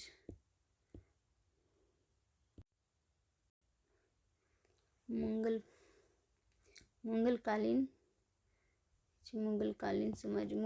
समाज में धार्मिक दृष्टिकोण से सिख धर्म, ईसाई धर्म की संख्या बढ़ी।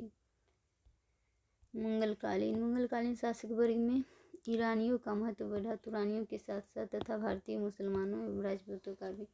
राजनीति में दासों का महत्व कम हुआ तथा दासों की भूमिका सेवक के रूप में घरेलू कार्यों में अधिक दिखाई पड़ती है।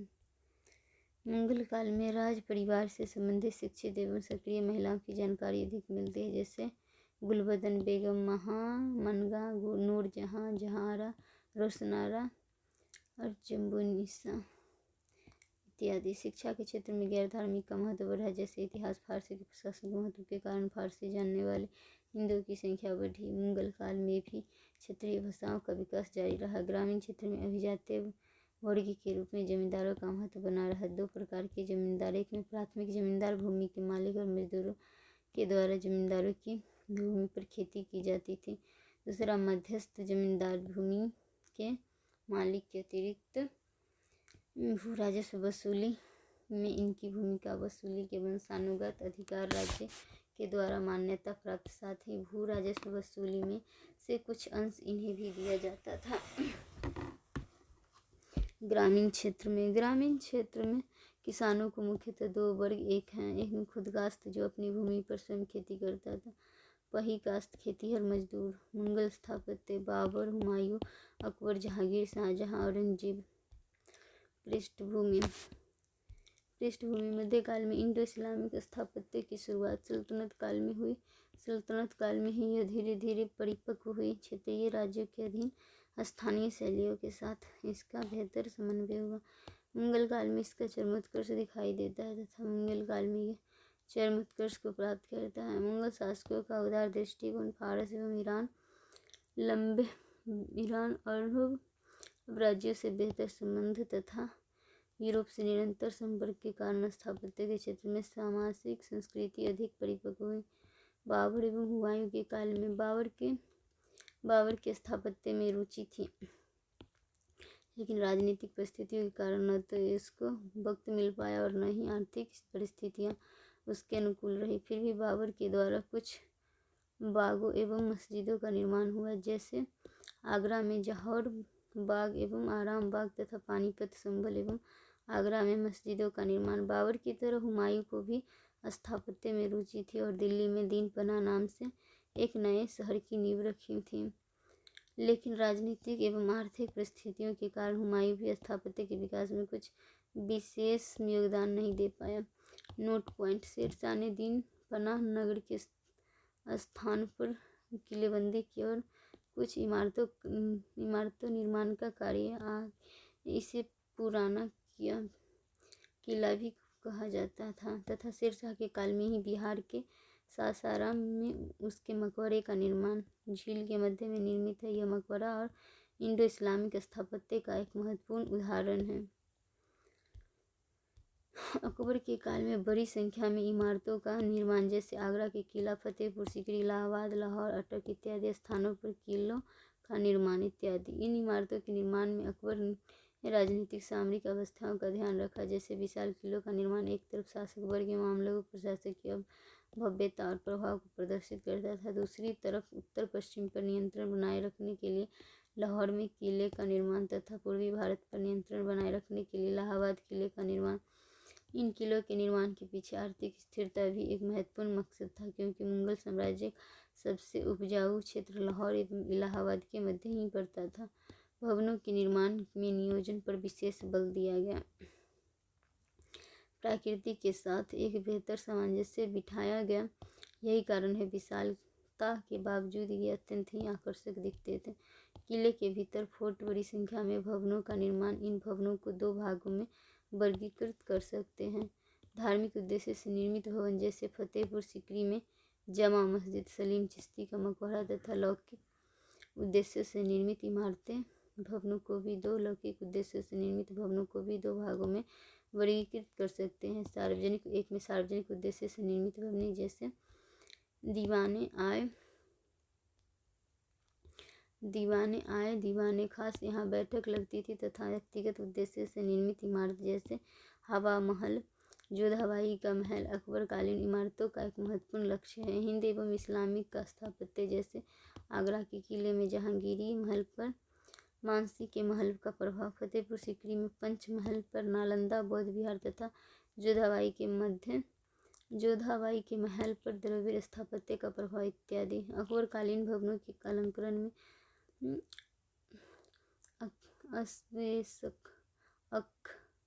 अरवेशक एवं सुलेखन का बड़े पैमाने पर उपयोग। इसके साथ साथ चार बाग शैली में इमारतों का निर्माण, किलों के भीतर पेड़ पौधों, चार बाग शैली और उद्यानों इत्यादि के माध्यम से अलंकरण, साथ ही भित्ति चित्रों का निर्माण इत्यादि।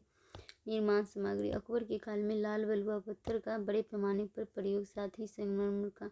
जहांगीर कालीन स्थापत्य, जहांगीर के काल में कुछ मकबरों का निर्माण, जैसे सिकंदरा में अकबर का मकबरा, आगरा में ही अहमदुल्ला का मकबरा और लाहौर में जहांगीर का मकबरा।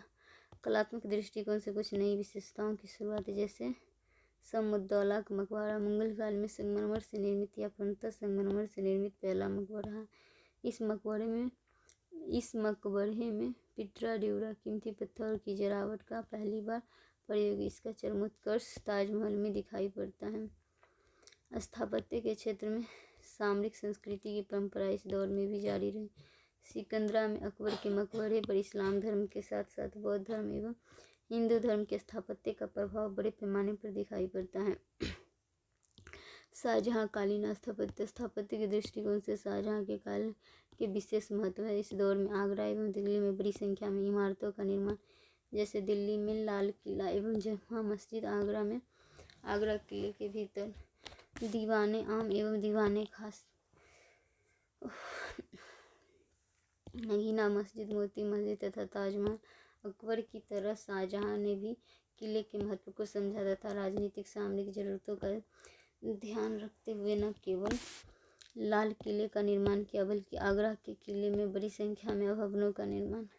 इमारतों के निर्माण में नियोजन के महत्व तथा प्रकृति के साथ बेहतर सामंजस्य। अकबर की तरह सामाजिक संस्कृति को महत्व, यहाँ तक कि लाल किला के कुछ भवनों पर यूरोपियन फ्लोरेंस का प्रभाव भी दिखाई पड़ता है। अकबर की तरह ही किले के भीतर बड़ी संख्या में भवनों का निर्माण लौकिक एवं धार्मिक उद्देश्य से न केवल शाहजहाँ कालीन बल्कि मुगल कालीन सर्वोच्च तथा सर्वोत्तम कृत्य स्थापत्य के रूप में ताजमहल की चर्चा होती है।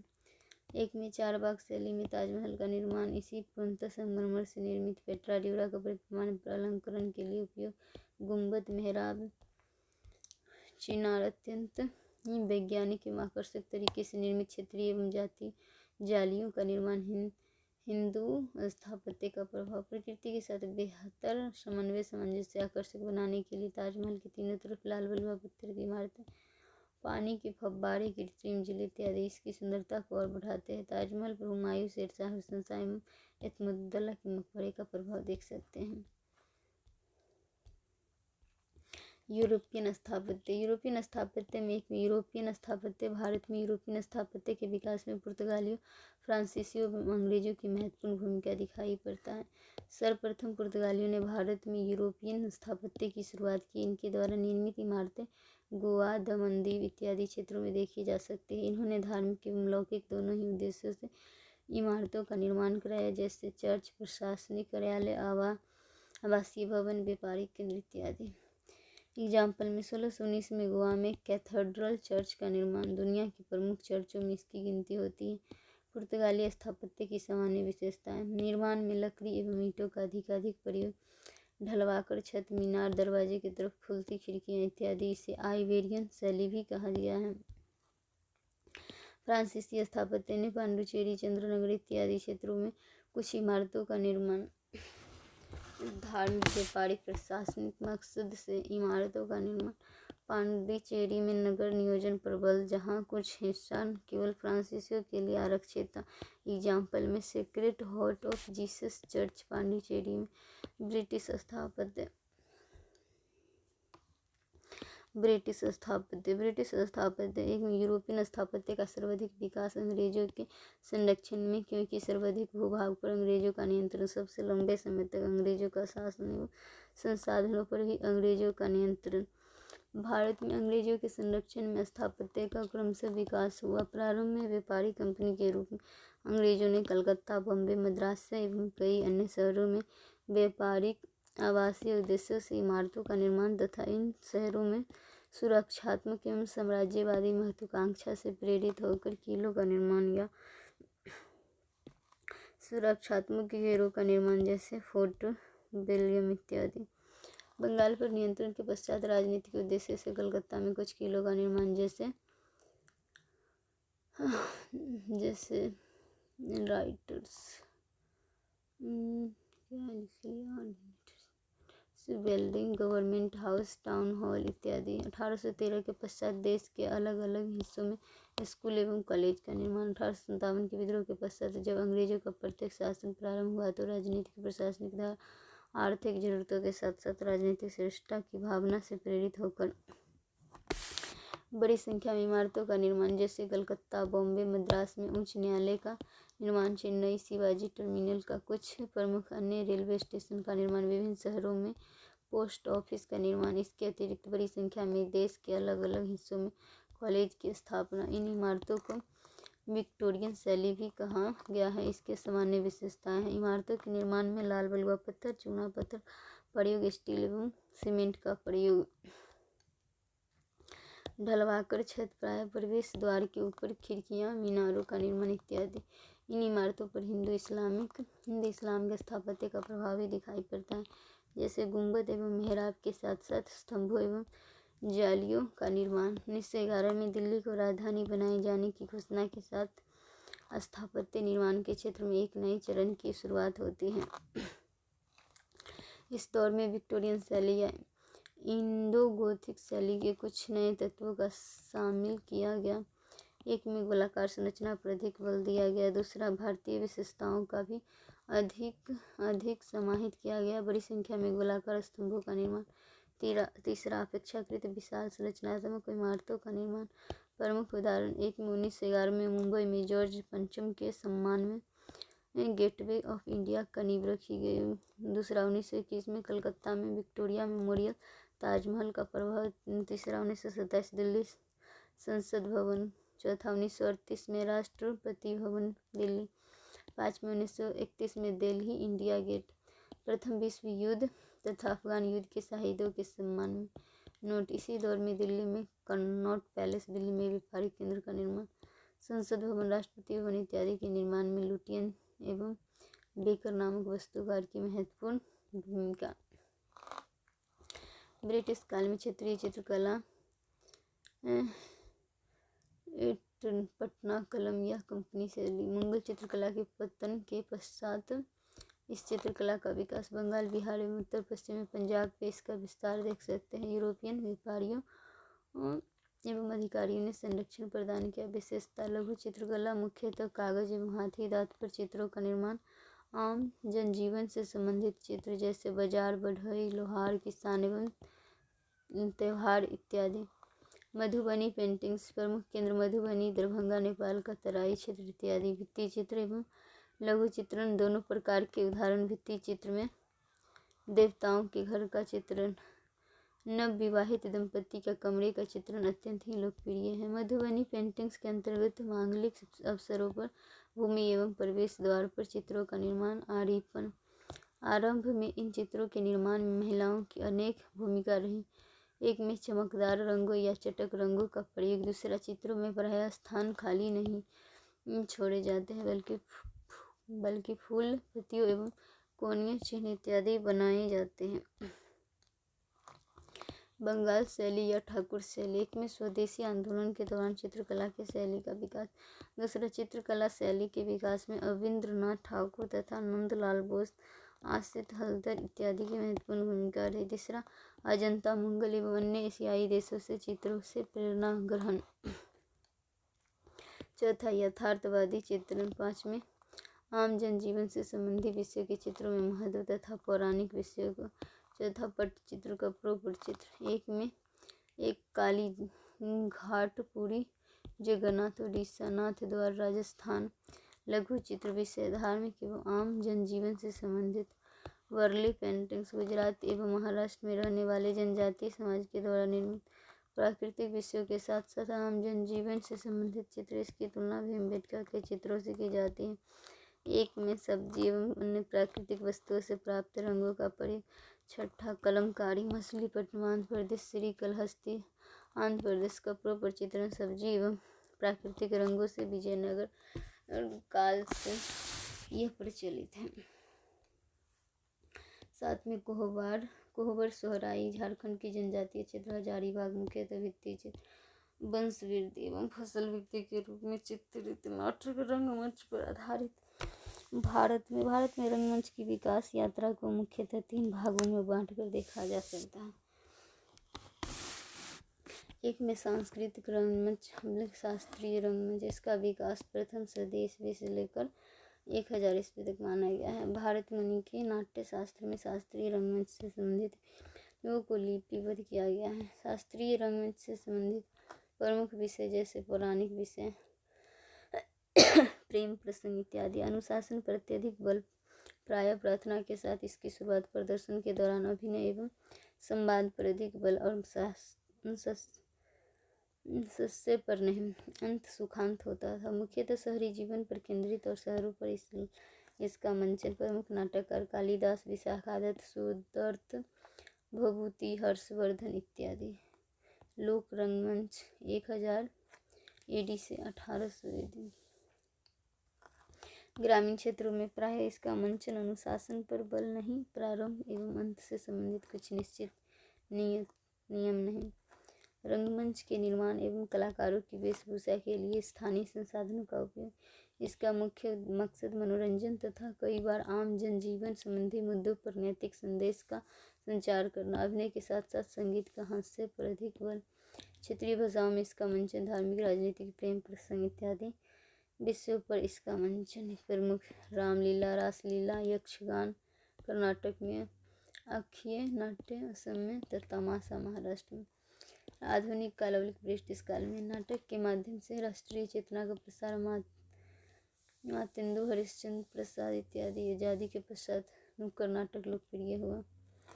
नुक्कड़ नाटक में औपचारिक मंच की जरूरत नहीं होती है। किसी भी जगह पर प्रस्तुत दर्शकों से सीधे संवाद, कम शब्दों में प्रभावी अभिव्यक्ति, कोई मुख्य नायक या नायिका नहीं। शास्त्रीय नृत्य एवं संगीत तथा लोक नृत्य में संगीत, ये नियम आधारित होते हैं। नियमों से भरतनाट्यम, मुनि शास्त्रों को अधिक महत्व दिया जाता है। किसी भी स्थान पर इसका प्रदर्शन नियमों से बढ़ा होता है। संगीत नाटक अकादमी के द्वारा मान्यता प्राप्त शास्त्रीय नृत्य में संगीत। लोक नृत्य में संगीत किसी संस्था से मान्यता प्राप्त नहीं नियमों का विशेष महत्व दिया जाता है, बल्कि अलग अलग अवसरों पर इसका निष्पादन या प्रदर्शन देख सकते हैं, जैसे किसी त्यौहार के दौरान, विवाह के अवसर पर, बच्चों के जन्म के पश्चात, फसलों की कटाई के समय इत्यादि। क्लासिकल डांस, शास्त्रीय नृत्य केरल, मोहिनीअट्टम, कथकली भारत नाट्य, कुचिपुड़ी उड़ीसा, कथक मणिपुरी, सत्रिया। एरिया पृष्ठभूमि मंदिरों मंगलों के दरबार विशेष सब्जेक्ट, धर्म से जुड़े पौराणिक विशेषताएं, नृत्य से संबंधित कुछ पहलू, वस्त्र रिवाज, यंत्र से संबंधित कुछ पहलू, प्रमुख कलाकार, लोक नृत्य, एरिया नाम, भांगड़ा। शास्त्रीय संगीत में हिंदुस्तानी, कर्नाटक। हिंदुस्तानी संगीत में मुख्यतः उत्तर भारत में प्रचलित स्वदेशी संगीत के साथ साथ ईरानी व मध्य एशिया पर भी इसका प्रभाव। यह घराना आधारित ध्रुपद, ख्याल, तराना इत्यादि गायन की प्रमुख शैली है। कव्वाली, गजल, टप्पा इत्यादि उच्च शैली हैं। विषय, प्रकृति, श्रृंगार इत्यादि, वाद्य यंत्र, तबल, हारमोनियम इत्यादि। विष्णु नारायण भट्टरखंडे व विष्णु दिगंबर पुरस्कार। कर्नाटक संगीत स्वदेशी संगीत, इसमें घरानों की परंपरा नहीं। दक्षिण भारतीय भाषाओं में इसकी प्रस्तुति। प्रमुख विद्वान त्यागराज, श्याम शास्त्री, मुत्तुस्वामी दीक्षितर। विविधता में एकता, स्थापत्य, मंदिर, चित्रकला, मूर्तिकला, धर्म, त्योहार, भाषा, खान पान, पहनावा, नृत्य, संगीत। सहिष्णुता, ग्रहणशीलता, निरंतरता, प्राचीनता, भौतिक एवं आध्यात्मिक के मध्य संतुलन, परिवार, वृद्धा महिलाओं, बच्चों, वैश्वीकरण,